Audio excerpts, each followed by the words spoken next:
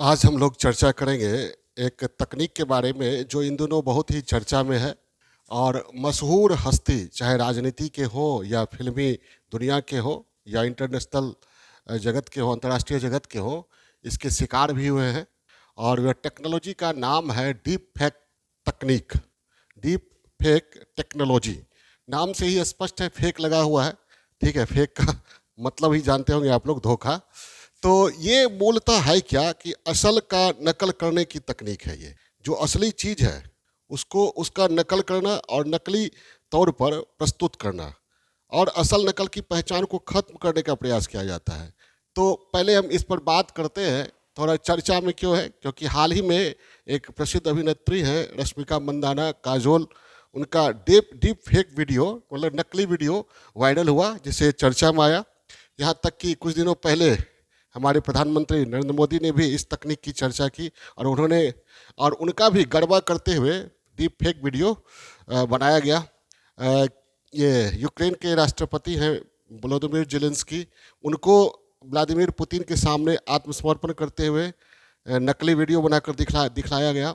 तो और हमास और इसराइल की तरफ से कई कहा जा रहा है सोशल मीडिया में कि डीप फेक वीडियो एक दूसरे के विरुद्ध एक दूसरे को गलत साबित करने के लिए बनाए गए हैं। और इसमें कितनी सच्चाई है, शोध का विषय है, लेकिन ये बहुत ही खतरनाक है। ठीक है, हमारे प्रधानमंत्री श्री नरेंद्र मोदी ने भी कहा ये बहुत ही खतरनाक तकनीक है डिजिटल वर्ल्ड का, कि ये बहुत ही खतरनाक और बहुत ही बुरे परिणाम देने वाली तकनीक है, जिससे समाज को आने वाले समय में जूझना पड़ेगा। सरकार को सतर्क होना पड़ेगा। परिवार, व्यक्ति, सबको ये अस्त व्यस्त कर सकता है। इसीलिए हम इस पर मैंने सोचा कि एक वीडियो बनाया जाए। आखिर है क्या ये?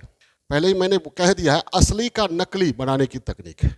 जो भी असली फोटो है, ऑडियो है, वीडियो है, उसका नकली बनाकर प्रस्तुत करने की तकनीक है ये। ठीक है, बिल्कुल सरल शब्दों में मैं बता रहा हूँ। असल का नकल, जो वास्तविक है, ठीक है, उसको आभासी रूप में उसके साथ छेड़छाड़ करके प्रस्तुत करना। असली नकली को पहचानना जिससे मुश्किल हो जाए, हालांकि पहचाना जा सकता है। कैसे पहचाना जा सकता है, इस पर हम बात करेंगे।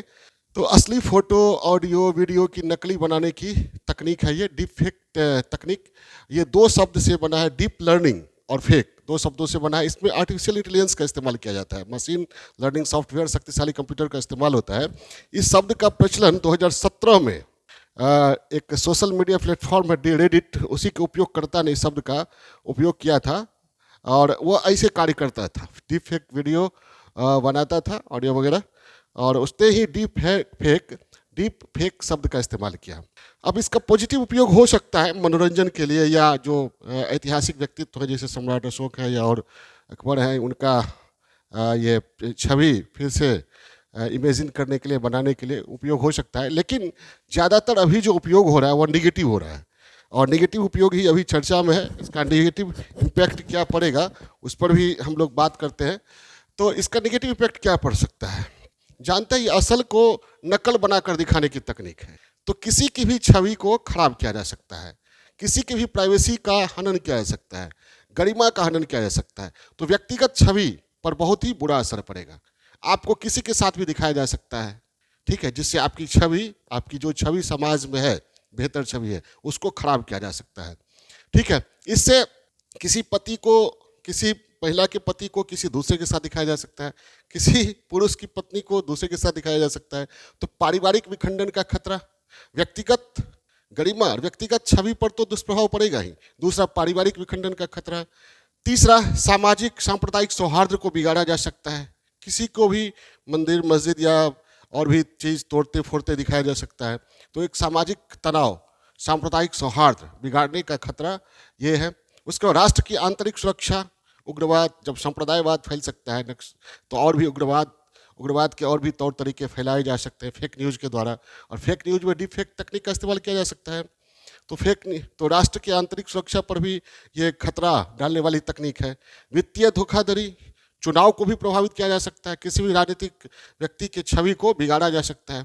और राजनीतिक अस्थिरता भी बढ़ सकती है। प्रधानमंत्री, मुख्यमंत्री का अगर डीप फेक वीडियो वायरल होता है कोई ऐसा, तो जब तक जनता समझेगी तब तक हो सकता है बहुत कुछ हो जाए, उलटफेर हो जाए। तो राजनीतिक अस्थिरता का खतरा।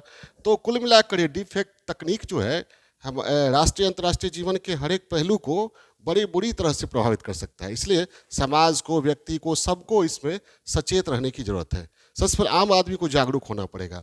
अब इसको पहचाने कैसे हम, डीप फेक वीडियो को पहचाने कैसे? तो इसमें जो डीप फेक वीडियो होगा उसमें आंखों की हरकत बिल्कुल स्वाभाविक नहीं होगी।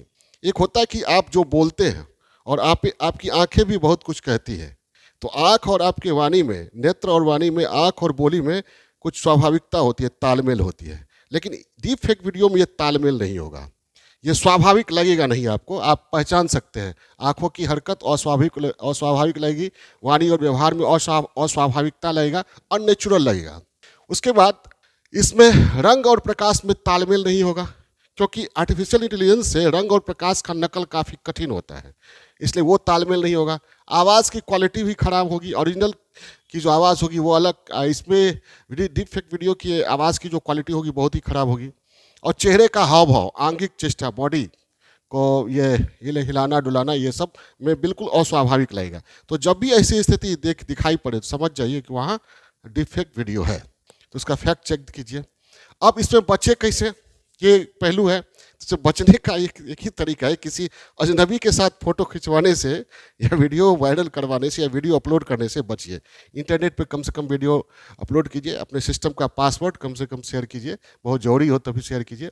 अब भारत में कानून है कि नहीं, डीप फेक को लेकर अभी तक कोई स्पष्ट कानून है नहीं, लेकिन कुछ ऐसे कानून हैं जो परोक्षतः डीप फेक वीडियो, ऑडियो या और भी चीज़ों को नियंत्रित करने में मददगार हो सकते हैं।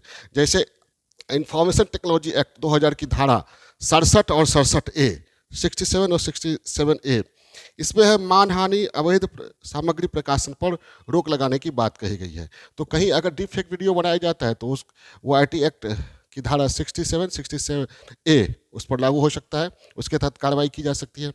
आईपीसी 1860 की धारा 500 है, तो इसमें मानहानि के लिए सजा का प्रावधान है। इंडियन पेनल कोड, भारतीय दंड संहिता 1860 की धारा 500 में मानहानि के लिए दंड का प्रावधान है।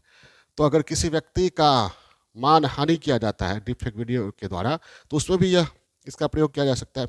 और हाल ही में पर्सनल डेटा प्रोटेक्शन कानून बना है, जिसमें व्यक्तिगत डेटा के दुरुपयोग के विरुद्ध व्यक्ति को सुरक्षा देने का प्रयास किया गया है, तो उसका भी इस्तेमाल किया जा सकता है। तो लेकिन स्पष्ट कानून इस पर अभी तक डीप फेक वीडियो को लेकर बना नहीं है, और ये सरकार प्रयास कर रही है। सरकार के सामने एक वक्तव्य आया है जो सोशल मीडिया में खबरों में है कि फिलहाल सरकार ने साफ किया कि अगर ऐसे मामले आते हैं तो 1 लाख जुर्माना और 3 लाख की कैद हो सकती है। 1 लाख 3 या 4 लाख की 3 या 4 साल की कैद हो सकती है और 1 लाख का जुर्माना हो सकता है। तो ये बहुत ही गंभीर समस्या है। अब करना क्या चाहिए?